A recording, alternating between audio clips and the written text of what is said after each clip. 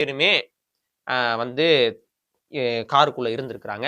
அதுக்கப்புறம் பார்த்தீங்கன்னா, என்ன நடந்திருக்கு அப்டின்னா, அந்த 2 பையனும், இந்த 2 பசங்களும் சேர்ந்து அந்த பொண்ணு கிட்ட இருந்த கிட்டத்தட்ட வந்து 6 பவுன் நகைய வந்து அபகரிச்சு, அந்த பொண்ணுடைய ஃபோன்ல இருந்த ரூ. 90,000 கிட்டத்தட்ட கற்பனை பண்ணி பாருங்க. வெறும் ரூ. 15,000 மாச சம்பளத்துல பிஜில இருந்து ரொம்ப கஷ்டத்துல படிக்கக்கூடிய பொண்ணுடைய பேங்க் அக்கவுண்ட்ல ரூ. 90,000 இருந்திருக்கு. அது இல்லாம அந்த பொண்ணுகிட்ட நெறைய நகைகளும் இருந்திருக்கு.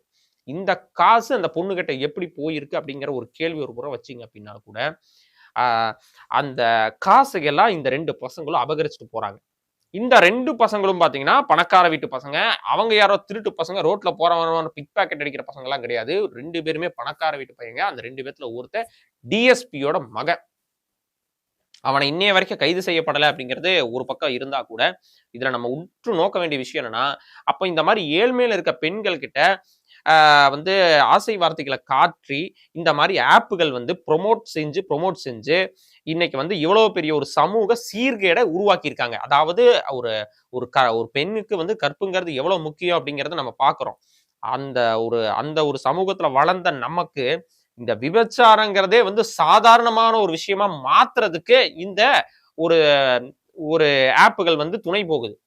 ஒரு சாதாரண விஷயம் தான் இது, டேக் இட் ஈஸி அப்படிங்கிற மாதிரி ஒரு சாதாரண விஷயமா இந்த சமூகத்துக்கு வந்து கற்பிக்கப்படுது இந்த மொபைல் ஆப்புக்கு மூலியமா.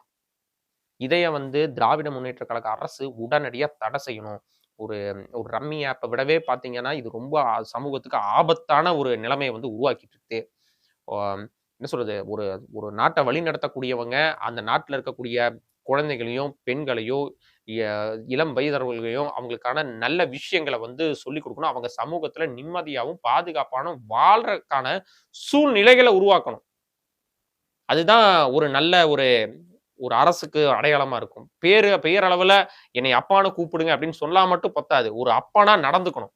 வீட்டில் இருக்கக்கூடிய ஒவ்வொரு இளம் வயசு பெண்களையும், வயசு பசங்களையும் சரியா அவங்களுக்கு அட்வைஸ் பண்ணி, அவங்க தவறான வழியில போகாதபடி நடந்துக்க வேண்டியது ஒவ்வொரு பேரண்ட்ஸோட கடமை. அப்படி இருக்கும்போது, என்ன அப்பான்னு கூப்பிடுங்கன்னு ஒரு முதலமைச்சர் சொல்லிட்டு, இந்த நாட்டுல இருக்கக்கூடிய அந்த மொபைல் ஆப்ப பேன் செய்யாம, அத இன்னும் புழக்கத்துக்கு விட்டு கிட்டத்தட்ட பார்த்தீங்க அப்படின்னா, இந்த 6 மாசத்துல மட்டுமே 15 ஆப் புதுசு புதுசா லான்ச் ஆயிருக்குது. அது எல்லாமே கிட்டத்தட்ட நம்ம மாநகரங்கள்ல சென்னை ஆகட்டும், அ கோயம்புத்தூர் ஆகட்டும், மற்ற இதர பல மாவட்டங்கள்லயும் பரவி விரிஞ்சுகிட்டு இருக்குது. இதோட வேர் காலேஜ்ல இருந்து ஆரம்பிக்குது. பல காலேஜ் பெண்கள் இதுக்கு பலியாயிட்டு இருக்காங்க. அவங்க வந்து இது விளையாட்டுத்தனமா ஆரம்பிச்சா கூட அதோடைய